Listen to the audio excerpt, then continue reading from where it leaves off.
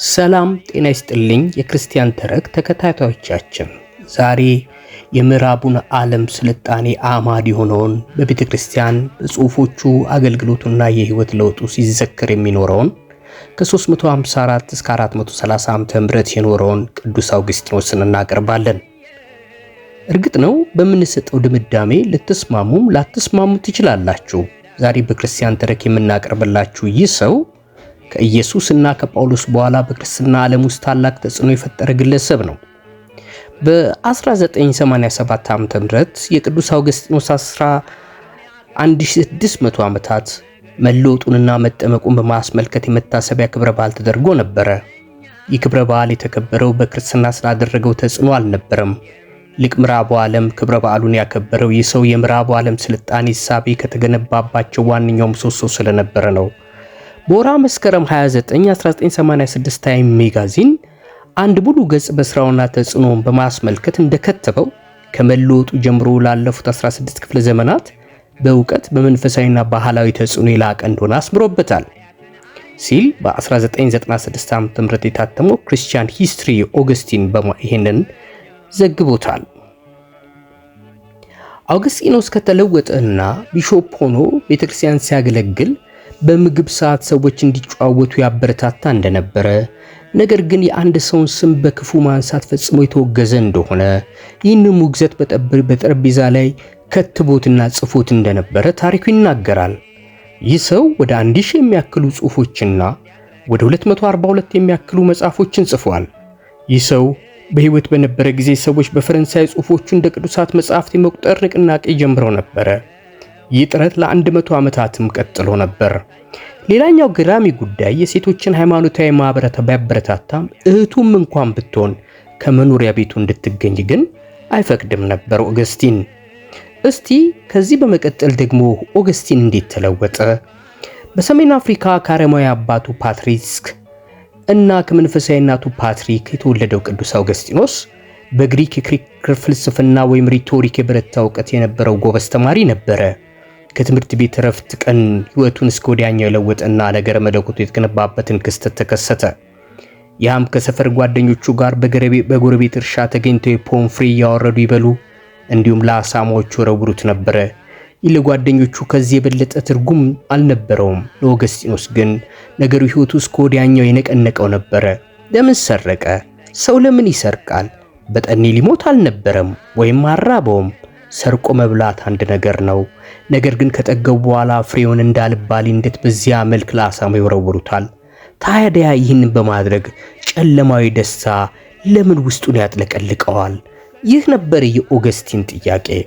በእርግጥ ኦገስቲን ከጓደኛው ጋር ሆኖ በክርስትና ላይ ደግሞ ያፌዝ የነበረ ሰው ነበረ። ነገር ግን ጓደኛው በድንገተኛ ህመም የአልጋ ቁራኛ ሆነ። ጓደኛው በኮማ ውስጥ ሆኖ አንድ ካህን አጠመቀው። ካሁን ሊሞት ነው ተብሎ የሚባለው ወጣት አገግሞ ተነሳ። ኦገስቲን ስለ ጥምቀቱ እና እንዲሁም ደግሞ ስለ ክርስትና ተረቡን ሊቀጥል ሲሞክር ወጣቱ ይህ ጉዳይ የሚፌዝበት እንዳልሆነ መረር ማለቱ ኦገስቲን እንዲሸማቀቅ አደረገው። ከዚህ በኋላ ኦገስቲን ወደ ሮም ጉዞ አድርጓል። ቅዱስ ኦገስጢኖስ ወደ ታዋቂው የግሪክ ፈላስፋና ክርክር አዋቂ ወደ ሲሴሮ ነው ሄደው። እርግጥ ሲሴሮ ክርስቲያን አልነበረም። ነገር ግን ኦገስቲን እውነትንና ጥበብን በመፈለግ ሂደት ውስጥ የዚህ ሰው ጽሑፎች እጅግ ጠቃሚ ነበሩ። ኦገስጢኖስ በ386 ዓ.ም ሲለወጥ ይህ ክስተት የሆነው በእርሱ የእውቀት ልዕቀት ብቻ ሳይሆን ነገር ግን ሁሉን ከሚችለው አምላክ ጋር የነበረው የመንፈስና የስሜት ተራክቦ ውጤትም እንደነበረ ታሪኩ ያትታል። ከሚላን ከተማ ውጪ በሚገኝ አንድ አትክልት ቦታ የፍልስፍና ጥያቄዎችን እየጠየቀ ተቀምጦ ነበረ። እጅግም ረፍት አልባ ሆኖ ነበረ። ሁኔታውን ሲያስታውሰው ታላቅ ወጀብ በውስጥ የተነሳ እምባዬ እንደ ጎርፍ በጉንጮቼ ይፈስ ነበረ። ድምፄ ከለቅሶ የተነሳ ታፍኖ ነበረ ብሎ ያስታውሳል።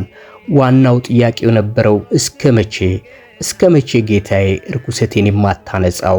እባክህ ነጋ አትበለኝ ጌታዬ እያልኩ ነበር ይላል። በመጽሐፉ እንደገለጸው ውሰድና አንብበው የሚል የሕፃን ልጅ ዝማሬ ሰማ። ወደ ቤት ተመለሰ። የአምላክ ድምፅ እንደሆን ቆጠረ እና የሚያገኘውን ማንኛውም መጽሐፍ ፈለገ።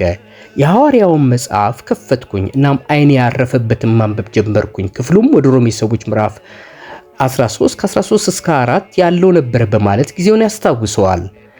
ያንን ክፍል ባነበበ ጊዜ ለረጅም ጊዜ ሲያስቡ የነበረውን ምላሽ አገኘ።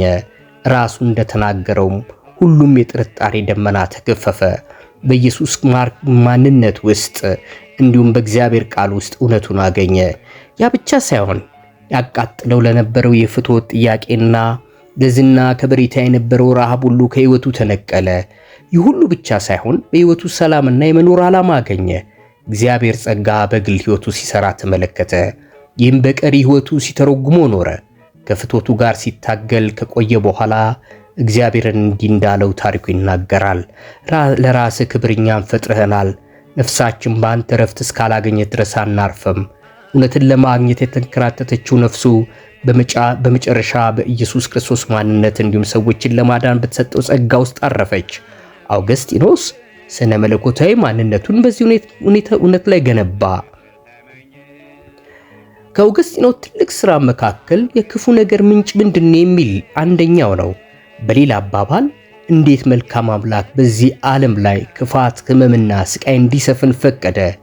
ይህም ነገረ መለኮታዊ ቃሉ ዘ ቴዎዶሲ ኦፍ ጋድ ይባላል። ለዚህ ጥያቄ መልስ በማኒቺያኒዝም ውስጥ ምላሽ ማግኘት የሚችል መስሎት ነበረ። ነገር ግን በማኒቺያኒዝም መሪ የነበረው ፋውስተንስን አግኝቶ እና ለዚህ ጥያቄ የሚሰጠውን ምላሽና ክርክር ከተመለከተ በኋላ ይህንን እምነት ተወ። ሌሎች ፍልስፍናዎችንም ፈልገዋል በዘመኑ። ነገር ግን እውነትንና ጥበብን ለሚያደርገው ፍለጋ ምንም አልፈየዱለትም። ሌላኛው የአውገስጢኖስ አበርክቶት የእግዚአብሔር ከተማ የሚለው መጽሐፉ ነው። ይህም የእግዚአብሔር ልዕልናና አቅርቦትን ሲያትት የመጀመሪያው የክርስቲያን ፍልስፍና ነው። የእግዚአብሔር ከተማና የሰው ከተማ በሚል እንደተመለከተው ልብ ማለት ይቻላል። ሁለቱ ከተሞች በተቀናቃኝ ፍቅር ተነሳስቶ የተመሰረቱ ናቸው። የእግዚአብሔር ከተማ ለእግዚአብሔር ባለን ፍቅር ሲሆን፣ የሰው ከተማ ደግሞ ሰው በራሱ ባለው ፍቅር የተመሰረተ ነው።